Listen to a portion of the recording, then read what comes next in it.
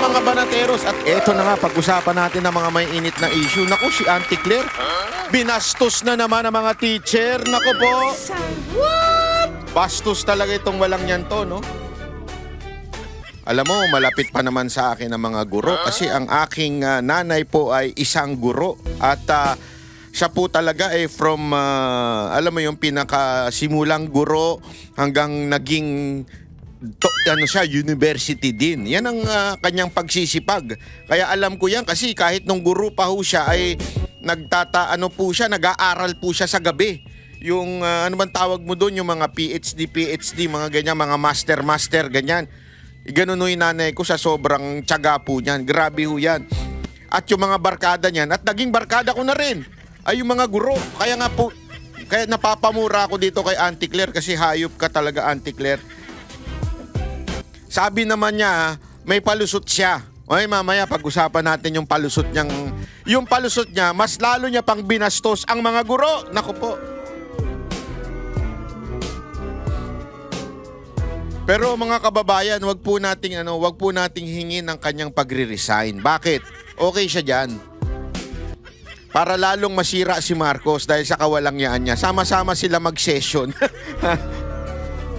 Hindi kasi alam mo itong si Auntie Claire, hindi ko alam kung pero parang hindi naman kasi sa itsura naman niya, hindi naman po siya mukhang bangag. Pero parang yung pag-iisip niya medyo naapektuhan na. Hindi ko nga alam kung dala ito ng kulang sa aruga, kulang sa pagmamahal, o sadyang may tama lang.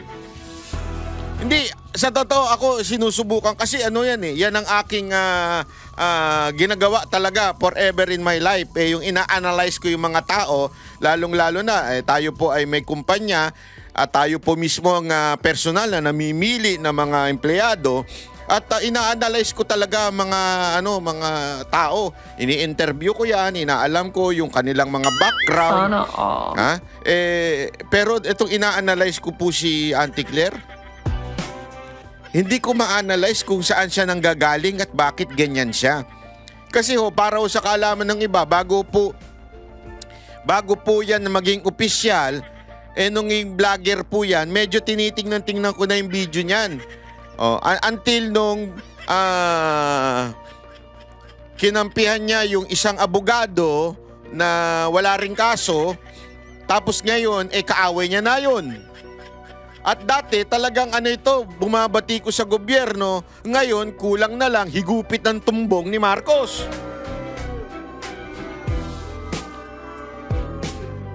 Kaya nga hindi ko alam, ewan ko sana naman hindi. Parang ito kaya ay merong yung bipolar. Alam niyo yung bipolar? Hindi ko ayoko kasing pag ayoko sabihin yun, sana, kasi panlalait yun sa mga may bipolar Yung ilalagay ko sa kanila, ihahanay ko si Auntie Claire sa kanila. 'Di ba? Hindi maganda. O 'di ba? Kasi mas malala si Auntie Claire Yung kanyang ugali talagang yung parang tita mong magulo. Alam mo yun, yung kamag-anak mo ang gulong kausap, parang ganon. Minsan mabait sa'yo, minsan hinuhudas ka, minsan yung utak niya out of this world, yung kanya mga prinsipyo out of this world. Hindi, baka sabihin ninyo, nagpe-fake news ako. Hindi, papaliwanag ko sa inyo kung bakit out of this world etong si Auntie Claire. Kasi kailangan maunawaan ng mga Pilipino ito Kailangan maintindihan ng mga Pilipino. Bakit ho? Kasi dito ka nga magtataka Dito ka magtataka. Yung mga dating batikos ng batikos nun kay Mocha nung nasa PCOO siya. Yung mga Malacanang Press Cartel.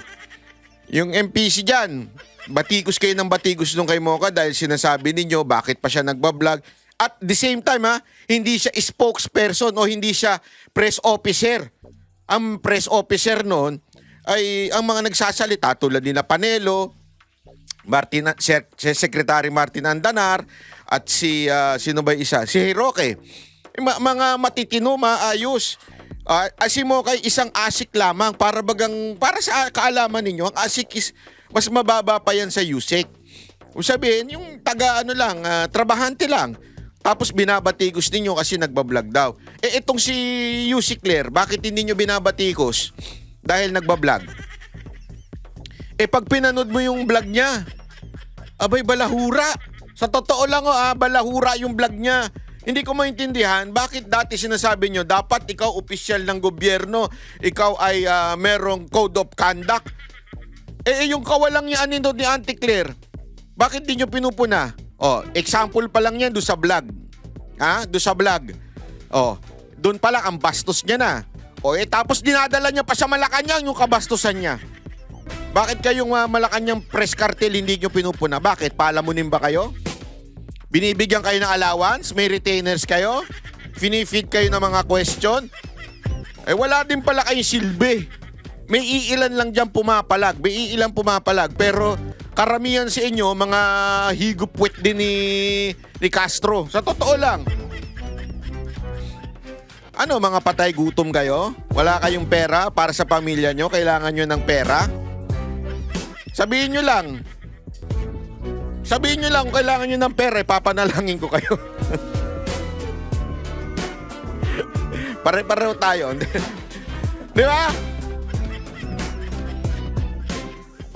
Pero at the same time, ako, hindi ko naman sinasabi ipanawagan nyo si Auntie Claire na mag-resign. Kasi ayoko siya talaga mag-resign. Malaking benepisyo niya kay Marcos. Yung alam mo yon, sa tingin ko yung pagbagsak ni Marcos, 50% dahil sa katarantaduhan ni Marcos, 50% nun dahil tarantado si Auntie Claire. Sa totoo lang feeling ko ganun Kaya wag niyong pagre-resignin para talagang dumausdos na ito si Marcos, yung kanyang trust rating. Ngayon kasi, galit na galit ang taong bayan. Lalong-lalo yung mga teacher, tiningnan ko, research ko sa TikTok. Ilagay nyo dyan, Auntie Claire versus teacher. Tingnan ninyo. Galit na galit yung mga teacher talaga sa kanya kasi alam mo, wag mo lalahatin kasi. Wag mo lalahatin. Ang ginawa mo, generalize mo. Tapos, isinagot mo pa doon sa time na may shooting. Di ba parang anong connect nun? Para mo baga sinasabi, dahil dito sa mga teacher, kaya itong estudyante na marel. Kasi ang tanong sa'yo tungkol doon, reaction ninyo, reaction ng Malacanang regarding doon sa shooting sa Ateneo. Ang sasagot mo dahil walang modo yung mga teacher? Gago ka pa talaga Alam mo, nung isang araw, nung ako'y nakapikit na, sabi ko talaga, Lord, pwede ba tulungan mo naman ako na hindi na makapagmura dahil ayoko na nagmumura. Una, nagagalit ang tatay ko pa. Pangalawa, ayoko na talaga magmura. Kaya lang kasi yung kawalang niya mo talaga, Auntie Claire, kamura-mura Sa totoo lang. Yung sagad yung kabastusan mo Dapat ka talaga murahin Yung mga teacher na ang pangit tuloy na dahil sa shooting, yung teacher dahil walang modo. Ewan ko sa'yo. Baka sabihin niyo fake news. Okay? Baka sabihin niyo fake news. Ito, ipe-play ko Tingnan niyo kung gaano kabastos ang bunganga nito ni Claire Castro. Hindi ko nga alam kung abogado ba talaga to. Baka naman dati itong, alam mo yung mga nagmamadyong lang sa wag gagalit na may mga nagmamadyong.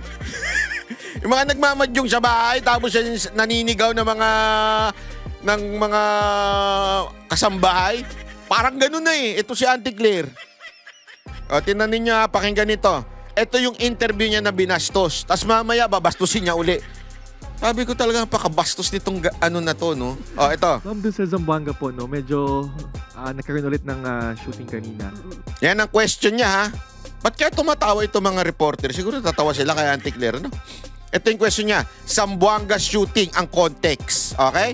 Zamboanga shooting ang context. Sa zona po ng Pangulo, may instructions na po siya, no, na pagtingin ng security para hindi na maulit yung nangyari sa Tacloban. Pero apparently kanina sa Zamboanga ay nasauwi yung dalawang estudyante. Ano po ang directive po ba o ano po ang gagawin ng palace po dito?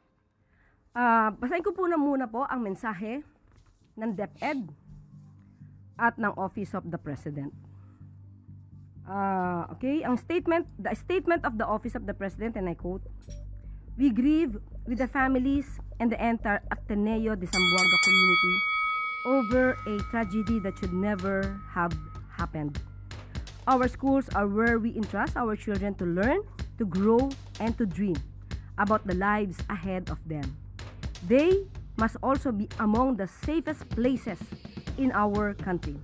I have directed our law enforcement agencies to conduct a thorough investigation into this incident and to determine what more must be done to prevent another family, another school, and another community from suffering the same grief. We will work with our schools and communities to strengthen the safeguards that protect our students and ensure that they can pursue their education without fear. Every Filipino family deserves that assurance. Message from the President, our President. At ito naman po message ang mo mensahe naman. ng DepEd na agad naman din tumugon sa panawagan ng ating Pangulo. The Department of Education is gravely concerned over the reported shooting incident at the Ateneo de Zamboanga University. Pine-play natin to para mas maunawaan ninyo yung context ng kanyang sinabi. Okay? Kasi may iba siyang palusot eh. Out of context daw. Dito, pinapakita niya yung statement ng Malacanang, ng presidente. Okay? Tungkol sa shooting yung tanong, ha? Junior High School campus, a private school in Zamboanga City, this morning, August 18. DepEd stands with the Ateneo de Zamboanga community during this difficult time and is ready to extend whatever support and assistance we can to the affected learners, families, school personnel, and concerned authorities. We are also coordinating with mental health partners to provide psychological first aid and psychosocial support to those affected. We urge the public to refrain from spreading unverified information and sharing sensitive photos, videos, or details about the incident, especially since minors are involved. Yan po ang mensahe ng pamunuan po ng DepEd. So, ganyan pa rin po. Although ito po ay pribadong paaralan, pribado man o pampublikong paaralan, nandiyan pa rin po ang pag-uutos ng ating Pangulo na dapat na ang pagpaprotekta sa ating mga kababayan, lalong-lalo sa kabataan, ay dapat paigtingin. At ang isa sa mga nakikita rin ditong solusyon ay dapat na ang mga kabataan natin ay naggagabayan, hindi lamang ng kanilang mga magulang, kung hindi sa kanila mismong paaralan. Minsan na po natin nakita, mismo ang ibang mga guro ay lumalabag sa ganitong klase ng moralidad. Sila minsan ay nagtuturo sa kanilang mga estudyante kung papaano maging walang modo, lalong-lalo na sa mga nakakatanda or sa mga ibang tao. Panahon na po, hindi lamang po ang gobyerno, lahat po tayo. Kita ninyo yung context, di ba? Napakalinaw, mga kababayan. Ano context? Pagkatapos niyang basahin yung statement ng Malacanang ng presidente regarding the shooting, siya naman po nagbigay ng kanyang lintik na opinion. Ulitin natin na baka sabihin niyo binobola ko kayo. Oh. Bataan natin ay naggagabayan. Pamunuan po ng DepEd. So, Yan. So, yan yung statement. Ano kasunod niya? Ganyan pa rin po. Although ito po ay pribadong paaralan, pribado man o pampublikong paaralan, nandiyan pa rin po ang pag-uutos ng ating Pangulo na dapat na ang pagpaprotekta sa ating mga kababayan, lalong-lalo sa kabataan, ay dapat paigtingin. At ang isa sa mga nakikita rin ditong solusyon ay dapat na ang mga kabataan natin ay naggagabayan, hindi lamang ng kanilang mga magulang, kung hindi sa kanila mismong paaralan. Minsan na po natin nakita, mismo ang ibang mga guro ay lumalabag sa ganitong klase ng moralidad. Sila minsan ay nagtuturo sa kanilang mga estudyante kung papaano maging walang modo, Oh. lalong-lalo na sa mga nakakatanda Ayun. or Oh. sa mga ibang tao. Oh. Panahon na po, Panahon na. hindi lamang po ang gobyerno, lahat po tayo, especially pag nasa school. Kayo po ang magsilbing Kita ninyo? Wala siyang ano eh. Ito problema kasi dito sa babae na to eh. Sa totoo lang. Ang sarap bastusin kasi bastos talaga eh. Wala siyang pagtanggap na yung kanya ha. Wag natin pag-usapan yung statement ng Malacanang kasi yung statement ng Malacanang, puta, ChatGPT lang yan eh. Ginaganon nyo lang kami. Wag nyo kaming ginagago dyan. Yung mismong saloobin niya. Ano saloobin nito? Ano saloobin ng Malacanang? Ito yun. Diba? Ano yun? Yung mga teacher kasi, mga walang modo, hindi tinuturuan yung mga estudyante. Alam mo, as a government, you are the government. You're part of the government. Sana man lang konting pagpapasensya at papaigtingin natin ng kapulisan, ang security doon, kakausapin nyo ang DepEd para, alam mo yun, sana yung ganun eh. Yung ganun ba na merong pagkukulang sa DepEd na tila kailangan ng ganitong mga departamento o nagtuturo sa ating mga guro. Alam mo yung mga mistakes na pwede sanang aminin na lang tapos gawa ng paraan. Hindi eh. Yung mistake, itinuro mo doon sa iba. May asawa ba to? Bakit mo naman natanong niyang banat bay? Kasi kung may asawa to, ito yung mga talagang mahirap mahalin. O yung lagi na lang sila tama. Yung sino sa inyo may... sige na, umamin na kayo. Sino sa inyo dyan ang ganitong asawa? Hindi marunong umamin yung asawa ninyo ng sorry. Lagi na lang silang tama. Meron nga biro dyan eh, alam nyo, sabi nila sa mga lalaki. Make sure, sabi ng mga payo ng mga matatanda sa mga anak nilang lalaki. Make sure you choose the right person. Sabi naman nung after a while, after 10 years, Dad, I choose the right person. Sabi niya, oh, how can you say that you choose the right person? Because she is always right. Di ba? Parang ganito si Auntie Claire eh. Mantakin mo, para bagang walang mali ang gobyerno. Ang dami nga nagagalit doon sa post ko din eh. Sabi, bakit mo naman sinisisi si Marcos o ang presidente dito sa Ateneo? Private ito. Gago pala kayo eh. Sa totoo lang, ang DepEd, hindi naman nasakop lang niyang public eh. Pati naman ang private, sakop niyan. At the same time, kung saan nakalugar yan, sakop pa rin ng kapulisan yan. Kasakop pa rin ng barangay yan. At yung barangay nasa ilalim ng LGU. At yung LGU nasa ilalim ng DILG. So wag kayong magpalusot at sasabihin niyo walang kinalaman ng presidente dito. Gago. Kung ang presidente kinakatakutan, walang mga ganito. Yan ang subukan ninyo noon, panahon ni Pangulong Duterte, ganyan. 'Di ba? Baka pati yung tatay wala na. Sa totoo lang. Alam mo kasi ang tao kasi hindi yan dalawa lang ang inaano niyan, ang laging dahilan kung bakit susunod yan. Bakit? Because nakikita nila may care at the same time may takot. Hindi pwedeng puro care, hindi rin pwedeng puro takot lang. Dapat kombinasyon yan. Tapang at malasakit. Yan ang meron si PRRD dun eh. Diba? May tapang siya, pag talagang galit siya, galit siya. Kahit mga kaibigan niya, basta gumawa ka ng katarantaduhan, you're out. Ganun eh.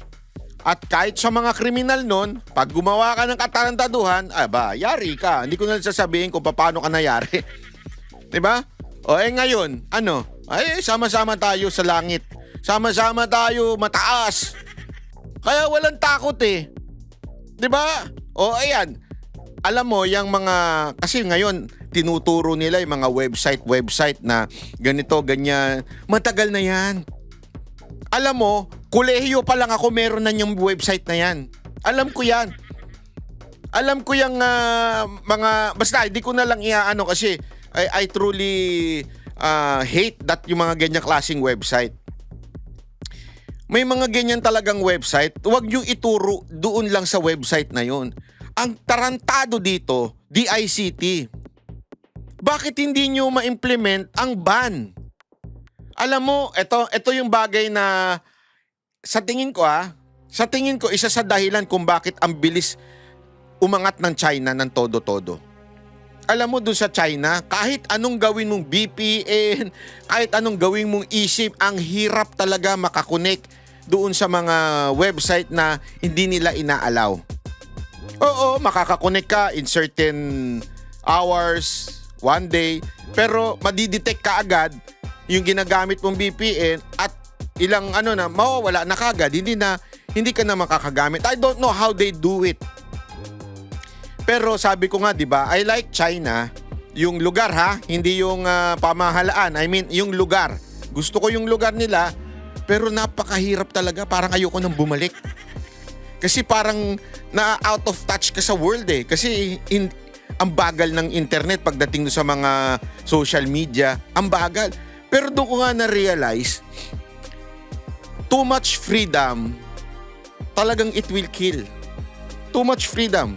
Sa atin, lahat gagawin mo eh. Wala namang bawal sa atin eh. Sa totoo lang, yung batas sa atin, suggestion lang yan. Bigyan ko kayo ng halimbawa. Yan lintik na LTO, di ba? Puna ng puna doon sa mga plaka-plakang ganyan. Pero isang araw lang, may artista. Pinalitan niya yung plaka ng kanyang Porsche. Suspension lang. I mean, namimili eh. MMDA, isa pang walang silbi yan. Yan ang pinakawalang silbi sa lahat, MMDA. Lalo na nung pumasok si Tory dyan. Dati kahit papaano medyo may silbi kayo eh. Nung pumasok si Tory dyan, lalo kayo na walang silbi. Totoo. Alam mo yun, walang ginawa, tapos sisisihin ng ang basura. 'Di ba? Yung sasabihin nilang kahigpitan sa NCAP, namimili lang sila na mahihigpitan. Yung mga, alam mo na, yung mga VIP, kuno, dyan, hindi naman nila hinihigpitan. Yung mga sarili nga nilang traffic enforcer, minsan wala pang helmet eh, mga animal eh. Sorry alam mo, ikaw, isa ka pa, si Go, yung yung taga-MMDA na mahilig din mag-video-video ng kanyang mga tauhan. Hindi naman siya mga tauhan niya, pero mahilig sa camera kasi. Nakita niyo yung paano siya mag-react nung kay Governor Singson? 'Di ba? Natakot. Pero nung ang mga kalaban yung mga nasa baba, yung mga taong bayan, ang tapang-tapang. Pero nung kay Gob parang again wala akong pinipili dito. I don't care kung si Gob yun, Singson yun. Dapat hulihin kung dapat hulihin. Hindi yung ay si Gob yan. Peke eh. Yung katapangan peke. Kaya ako nabibuisit eh. Tapos panayang collab mo sa ibang mga influencer. Alam mo, eto tama sana yung ginagawa nito ng MMDA na to. Ang problema, hanggang may mga tiwali kayong MMDA, nawawalan kayo ng credibility, yung moral authority. Kaliwat kanan pa rin dyan ng tiwaling MMDA, ba't di nyo matanggal? Kaliwat kanan pa rin yung mga nagtatagong MMDA, di nyo matanggal. Diba? Oo, maayos yung iba. Pero marami pa rin dyan. Alam mo yun? Ay, ang akin lang, ito lang mga kababayan. Huwag kayong pumuna ng iba, lalo na kung kayo ay nasa gobyerno, kung kayo mismo gago. Ganun lang kasimple yun. Kung kayo ayaw nyong umamin na may kasalanan kayo, tapos pupuna kayo ng iba, katulad nito ni Auntie Claire, isang kawalang yaan. Yan ang totoo eh. Isang kawalang yaan po. Yung ganyang klaseng estilo ninyo. Tingnan nyo guro sa ating mga kabataan. At sana lang ay matupad ang ating kahilingan na maiwasan na rin po sana sa social media ang mga kapwa nating Pilipino nagbabanta ng buhay ng karamihan sa atin kapag hindi sila sumasang-ayon sa opinyon ng iba nating mga kababayan. Dito kasi nakikita na parang natotolerate pa ang pagbabanta sa buhay. Pagkilala na may assassin at handang pumatay. Hindi po. Yon. Yan kasi ang problema. Yan kasi ang problema. Alam mo kaya mga kababayan, napakinggan ko nga ito sa isang preaching nung pastor na si Stephen. Hindi po ako membro ng church niya pero nakikinig po ako sa ano niya. Ang ganda ng mga sinasabi niya doon, lalo na doon sa bitterness o yung pagle-let go. Ito problema kasi kay Yusek Claire. Hindi ko alam kung ang mission niya laging i-connect ang problema na nadadanasan natin sa mga Duterte. Eto, pinaparinggan na naman niya si VP Sara Duterte, ikino-connect niya si VP Sara Duterte dito sa shooting. Kasi daw parang ang pinupuntirya niya dito ay merong culture of violence. Yung pinapakalat ni VP Sara Duterte dahil doon sa assassination, dahil doon sa babayaran ka lang ng 5,000, ganyan-ganyan. Hindi niya maintindihan na hindi naman sinabi ni VP Sara Duterte yun para i-promote. Sinasabi ni VP Sara Duterte yun ang realidad na nangyayari ngayon. Na yung buhay ng tao, kung dati 50, 10, di ko alam wala akong alam sa ganyan. Pero sinasabi niya ngayon, may naririnig-rinig siya, 5,000 na lang para ang isang tao ay kumitil ng buhay. Yun ay realidad. Hindi niya pinopromote. Hindi niya sinasabing, tanggapin natin yan. Hindi yun. Realidad yan na dapat mawala. Tapos sasabihin nito, eto, iko-connect na naman niya. Mag-culture of violence, assassin. Kaya ka, alam mo, sumasablay. Kasi yung laman ng puso mo, hate. That's the truth.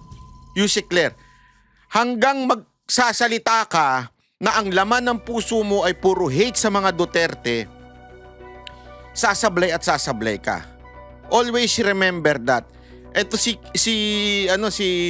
Auntie Claire, kulang sa EQ. Alam mo yung EQ, emotional quotient, kulang Kasi ang emotional quotient, yung mga strong, kailangan kaya mong kontrolin ang emotion mo. Whether you're happy, whether you hate, any emotion you can control so that when you speak, when you decide, hindi apektado ng emotion, pero utak ang gumagana. Dito, wala ng utak, pati emotion, yun lang ginagamit niya. Di ba? Isipin mo, wala ka nang utak. Isipin mo, wala ka nang utak. Tapos, magpapadala ka pa sa hate mo sa mga Duterte, kukonek mo lahat.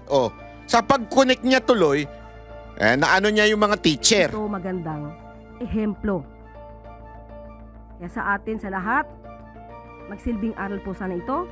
Huwag i-tolerate ang ganitong klaseng pananalita at huwag nating i-tolerate ang mga ginagawa na mapang-abuso, especially ng mga public servants natin. Kasi ito po ay magiging modelo na hindi dapat naman sana napamarisan. Sunod na tanong, ano pong reaction niyo po dun? Okay, gusto lang Tingnan ninyo kung gaano binastos uli ni Castro ang mga teacher dito sa kanyang po sagot. natin ipaliwanag at mukhang nagkakaroon po ng misconception, misinterpretation, misunderstanding sa ating nabanggit kahapon. Kita mo?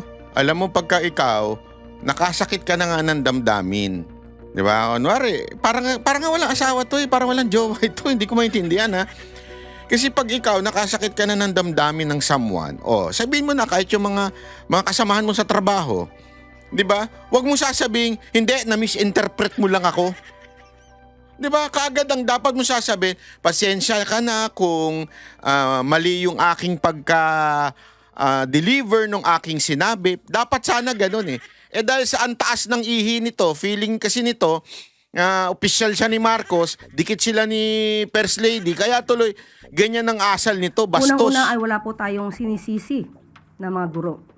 Ito ay pagpapaalala sa ating mga kagalang-galang na mga guro kung ano po ang kanilang malaking role bilang tagahubog ng magandang kaugalian, lalong-lalo na sa mga kabataan.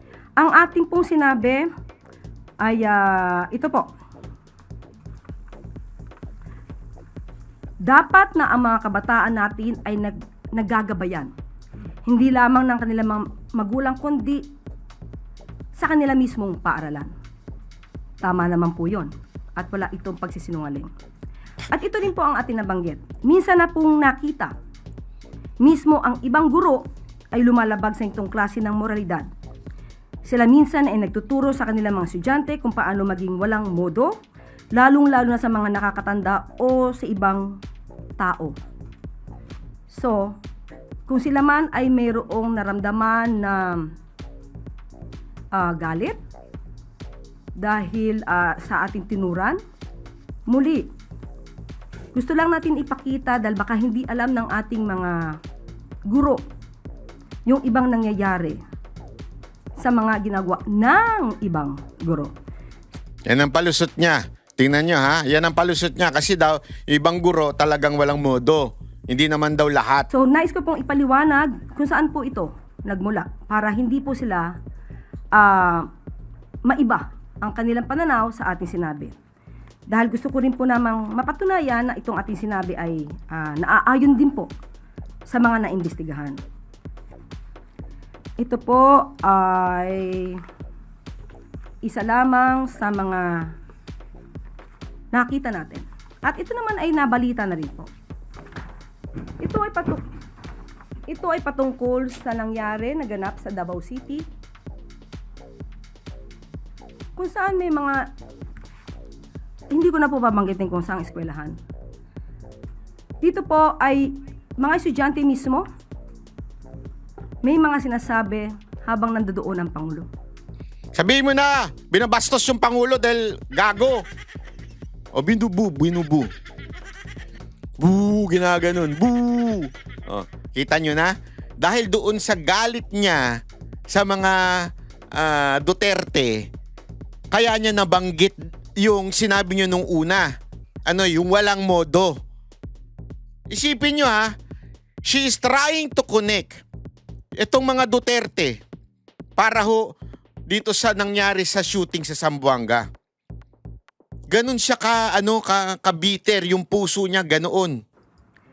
Mahirap banggitin yung mga words. Hindi katanggap-tanggap.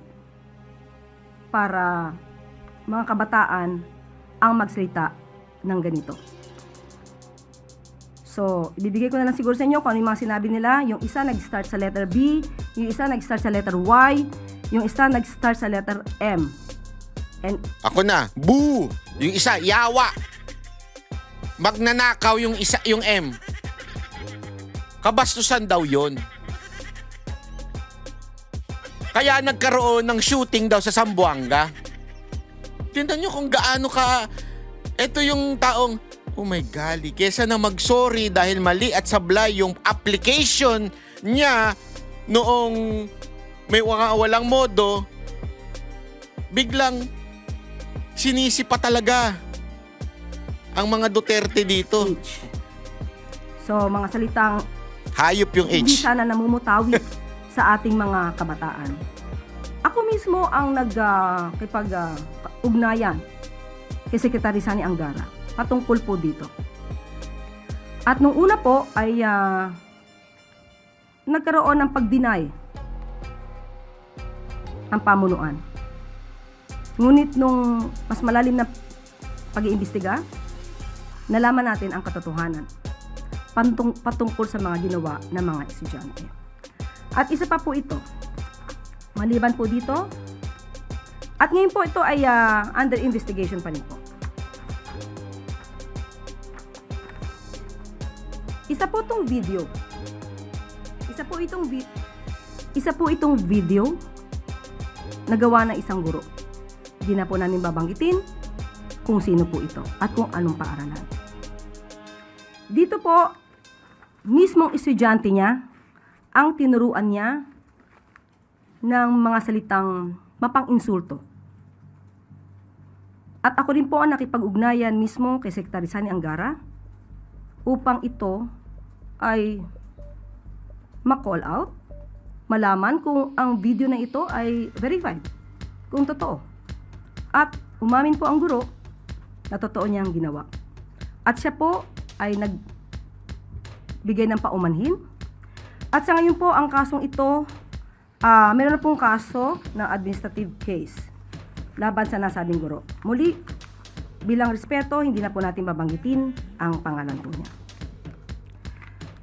At dahil po dyan, sa pangyaring yan, ay naglabas po ng reminder on responsible use of social media by all DepEd personnel. Ito po ay nilabas noong August 11, 2026. Nakikita nyo?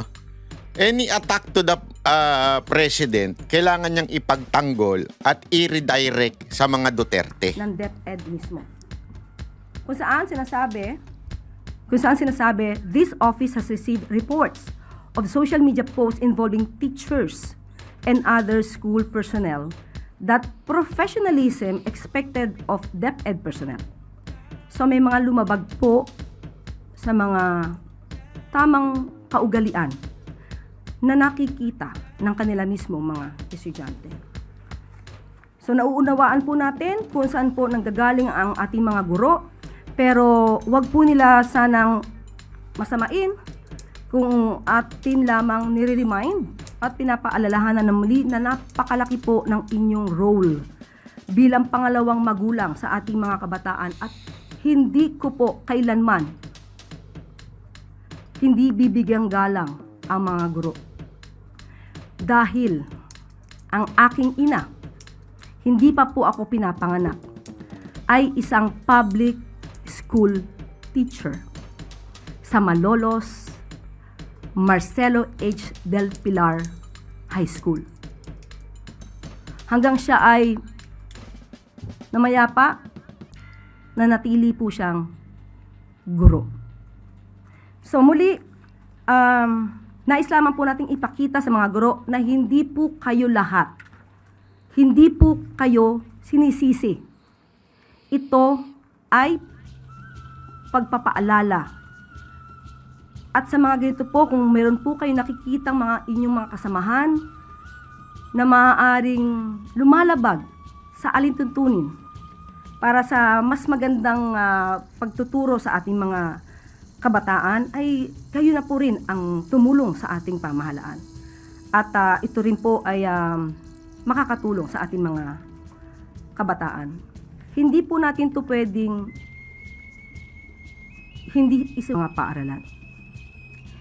So sa ganito po ay Antayin nyo. nais Meron po pa natin sasabihin to sa sabihin ating dulo. mga Eh. guro, Antayin nyo. napakalaki po ng inyong mga katungkulan para sa paghubog na magandang kaugalian, magandang asal or magandang attitude sa ating mga kabataan. At So talagang hindi niya binabawi yung sinasabi niya. Mas lalo niya pang dinagdagan. sa ACT Teachers Party List, hindi po ito paninisi. Sana ilagay po natin sa tamang konteksto ang aking sinabi. Hindi ito pag-atake sa mga guro.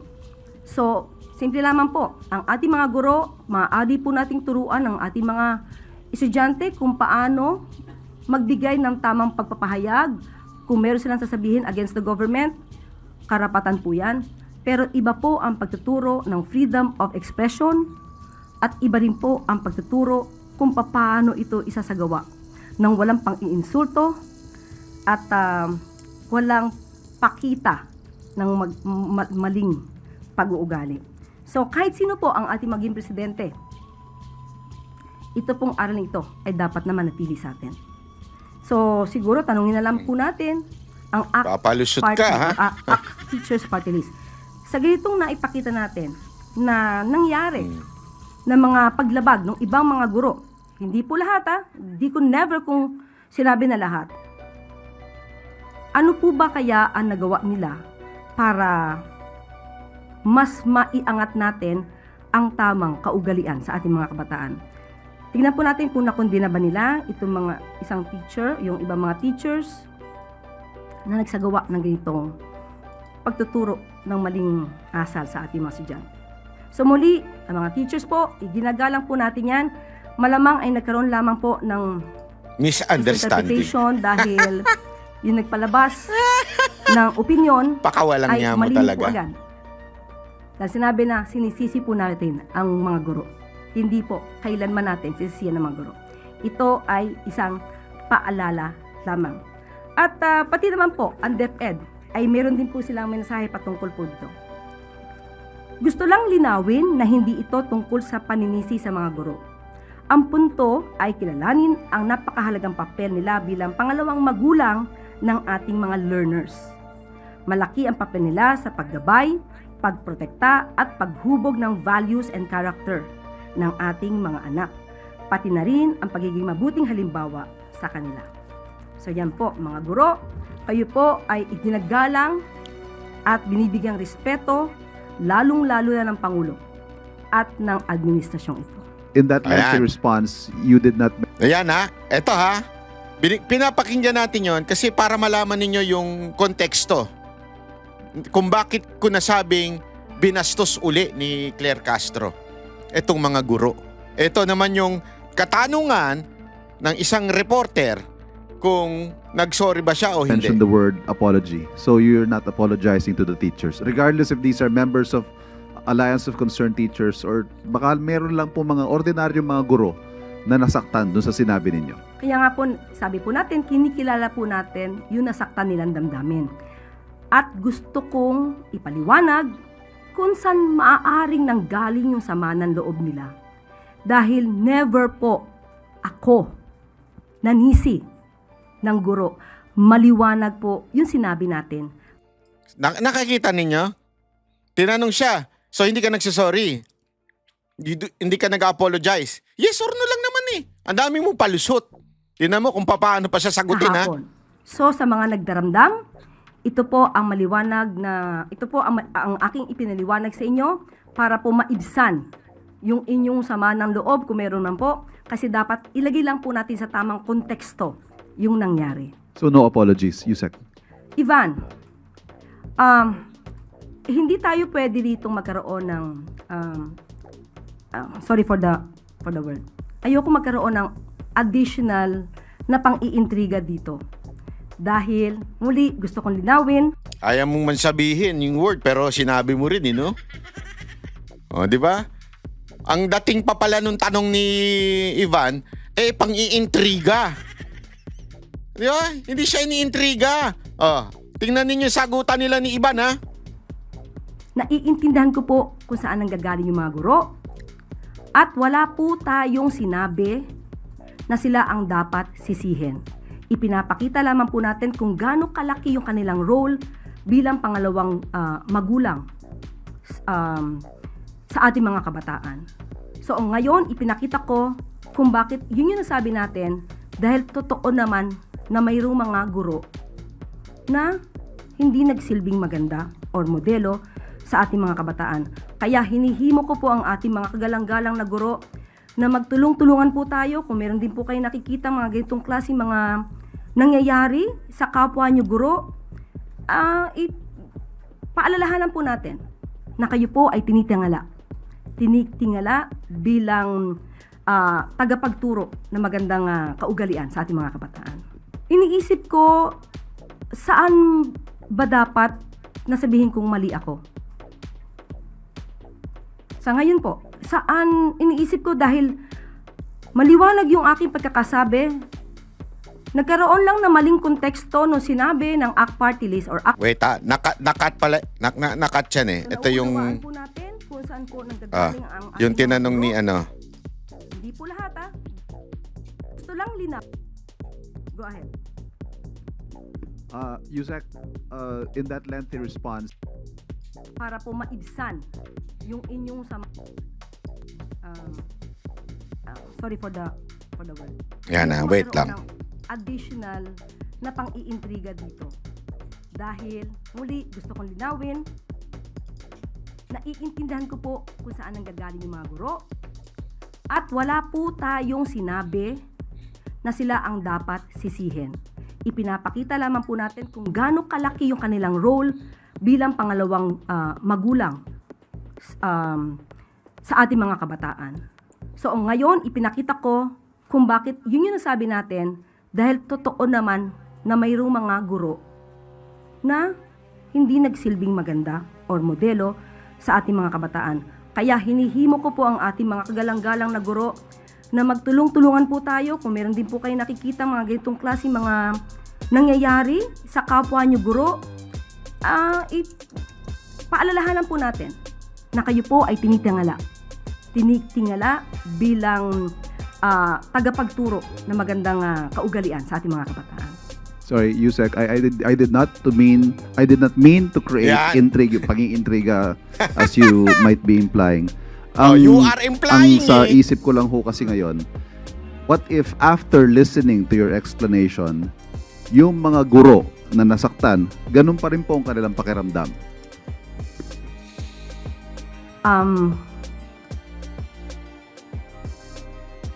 Iniisip ko, saan ba dapat nasabihin kong mali ako? Sa ngayon po, saan iniisip ko dahil maliwanag yung aking pagkakasabi. Nagkaroon lang na maling konteksto nung sinabi ng ACT Party List or ACT Teachers na sinisisi ko ang mga guro.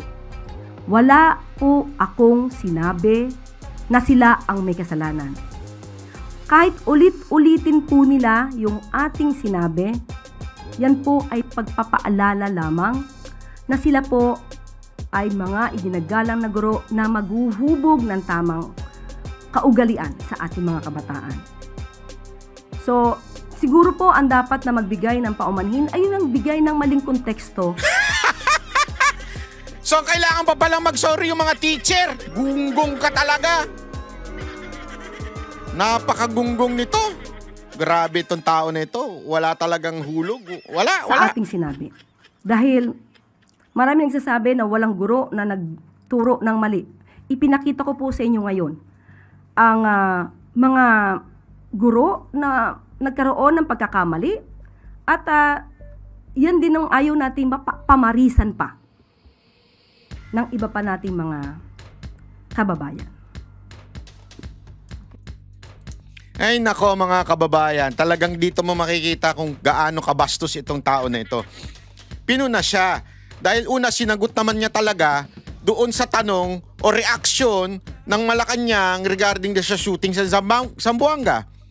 So sinabi niya na yung iba mga teacher wala talagang modo. Bastos talaga. Oh. Tapos ngayon, ginastify niya yun. Anong pag-justify niya? Dahil binu ng mga taga Davao itong si Marcos, yun ang justification mo? At yung teacher na nagturo na the president is BBM o Marcos is ganito? Sabihin na nating not appropriate for a teacher to do that. Okay? Sabihin na natin ganun. But it doesn't have any relationship doon sa shooting sa Ateneo. Dahil tinuruan mong aminin i-ano na natin, i-assume na natin na tinuruan silang magbu, tinuruan silang magsabi ng yawa, tinuruan silang ibig bang sabihin nun, papatay na sila? Kasi sana, kung yung nangyari sa Zamboanga ay pambabastos lang kay Marcos, pwede mong ipasok yang, oo minsan yung mga teacher nagtuturo ng hindi tama doon sa kanilang mga estudyante. Pwede yun eh, okay yun. Pero this is not about pambabastos. Ito'y pagpatay. Pagpatay ng naka-video, live stream, tapos ganun ang ginagawa. Walang relationship yun doon sa pambabastos kuno na sinasabi mo. Kaya dito mo masasabi yung ang masasabi mo na itong tao na ito talagang walang utak eh. Yung analogy niya, ang layo. Alam nyo kung bakit walang utak ito si Claire Castro? Kasi nga alaman ng puso niya, alam nyo kung ano? Si Duterte. Galit siya kay Duterte. So anything that can connect Duterte to the shooting, isipin nyo yung pambabastos dun sa Davao City. Siyempre alam naman natin, Davao City is Duterte's camp yan. So gusto niya i-connect ngayon dun sa shooting. Dahil doon sa katarantaduhan niyang yun, dahil doon sa kanyang bitterness at hate sa mga Duterte to connect it to the shooting, ayan, nahulog siya sa sarili niyang kagaguhan.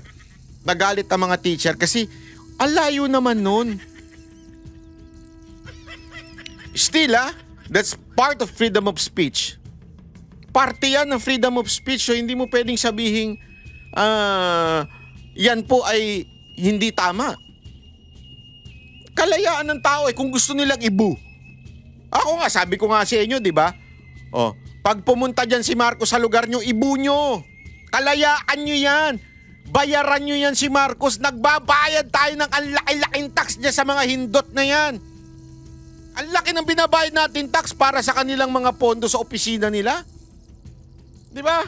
Tapos sasabihin nyo, hindi yan parte ng freedom of speech. Parte yan. Huwag nyo sasaktan. Huwag nyo babatuhin. Hindi ako agree doon, ha? Huwag nyo babatuhin ng kamatis o itlog.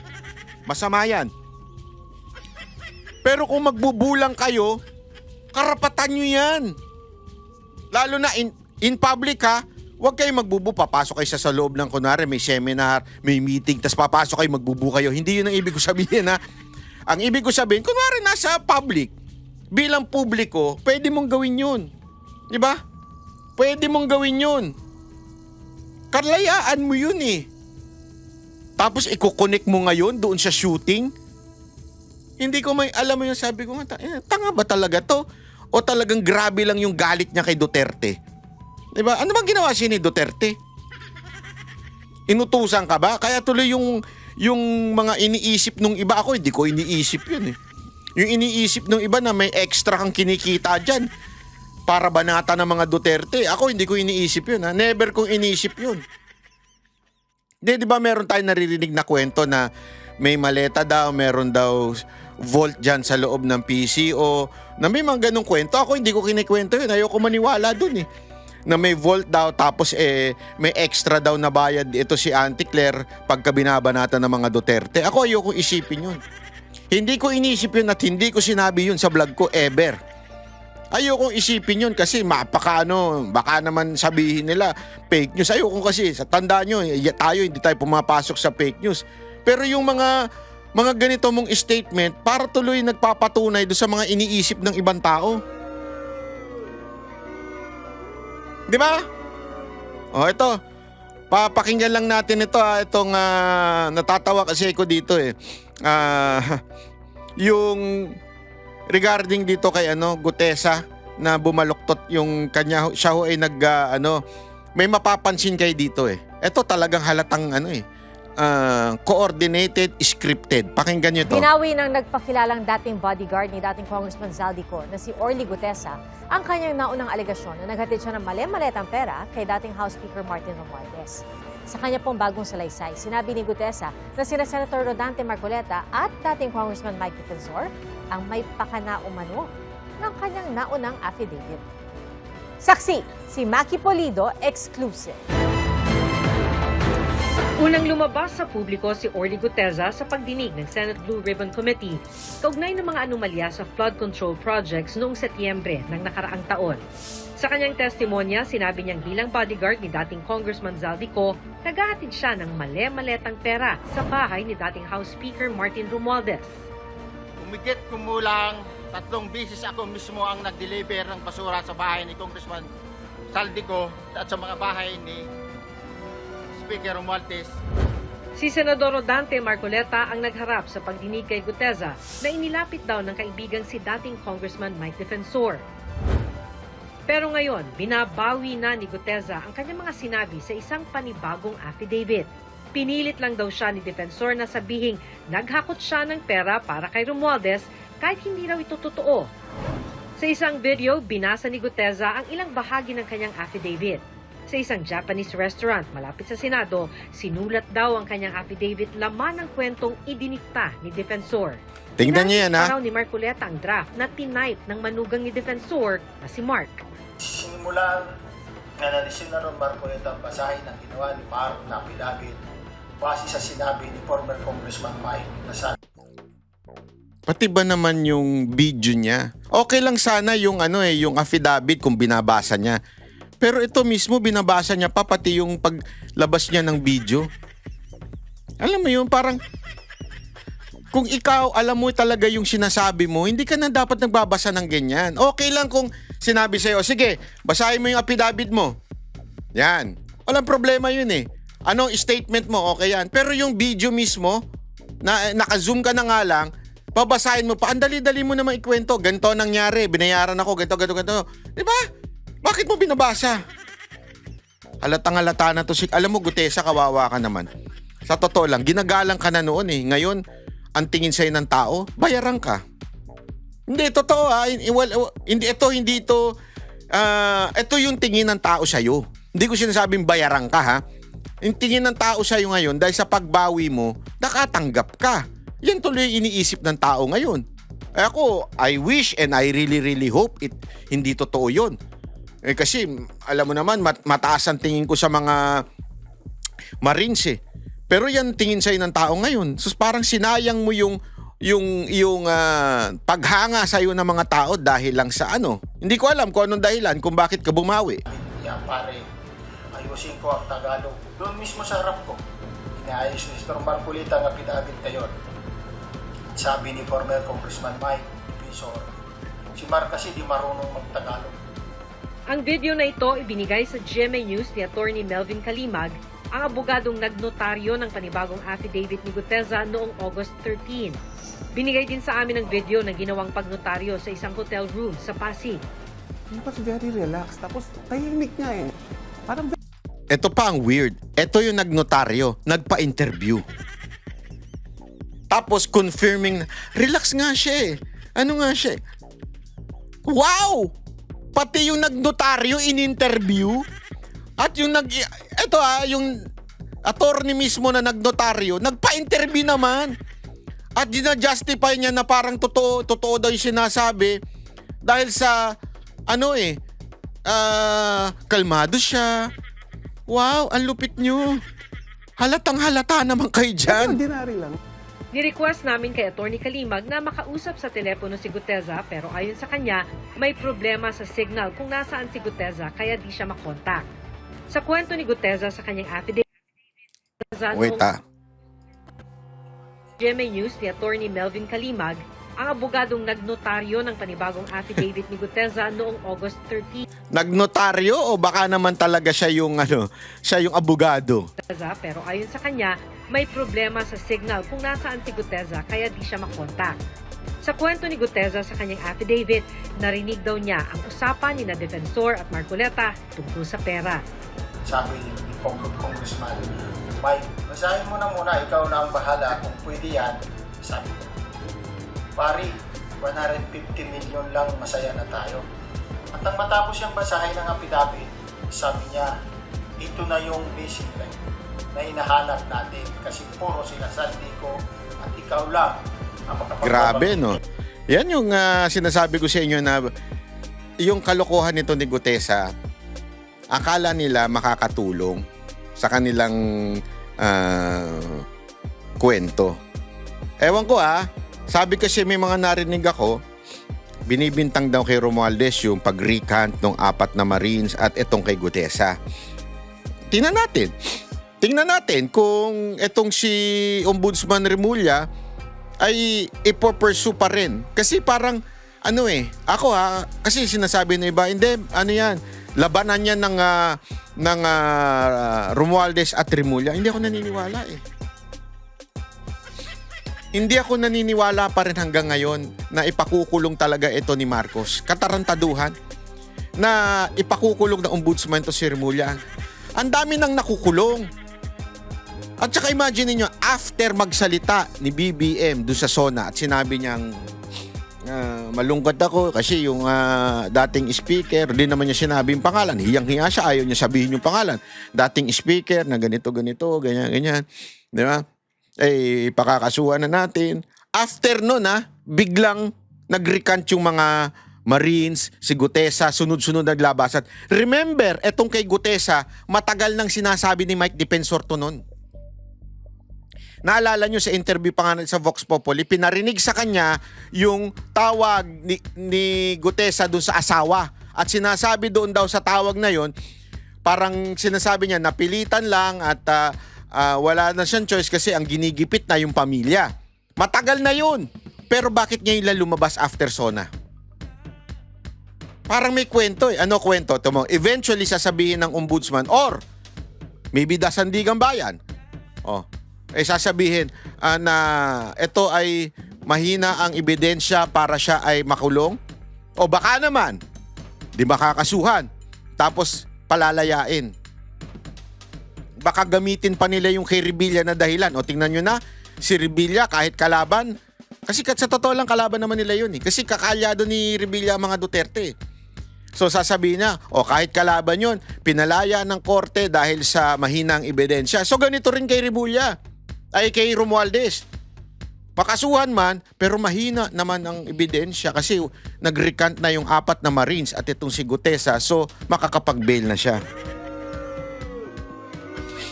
Tapos ipagmamalaki sa susunod na SONA na nakasuhan na, napakulong na kaya lang, nag-bail. Yun lang, wala tayong magagawa. Kasi ang sagot na naman ni Auntie Claire dyan, kasi korte yan, hiwalay yan sa executive branch o sa Pangulo. Yung kwento nila, obvious na obvious eh, no? Diba? Yung script nila, obvious na obvious. Galawan ng mga tanga yan eh. Kung akala ninyo naloloko nyo mga Pilipino, hindi. Kitang-kita ko yung galawan nyo. Ang tagal nyo nga gumalaw dyan kay Romualdez eh. Mantakin mo, ang dami nyo nang pinakulong. Si Romualdez hanggang ngayon, ang saya-saya, kumukuyakoy pa rin. Tapos may mga pagbawi ng ganito. Anong katarantaduhan to? Scripted. Kaya mga kababayan, mag-share kayo dito. I-share nyo lang ito dahil kitang-kita natin ng script na ginagawa nitong mga animal na to. I-share nyo to sa mga kababayan natin dahil alam nyo, sa totoo lang, marami lumalapit sa akin na nagsasabing naliliwanagan daw sila. Sabi ko, salamat naman po. Kahit magulo akong kausap, naliliwanagan kayo. Thank you very much. Ha? Salamat sa inyong mga ano. Kaya kayo, mag-subscribe po kayo at mag-comment dyan para naman maliwanagan pa po ibang mga kababayan natin dito sa script nila. Ha? Okay. Maraming salamat po. Subscribe, share, and like dito sa ating video. Salamat.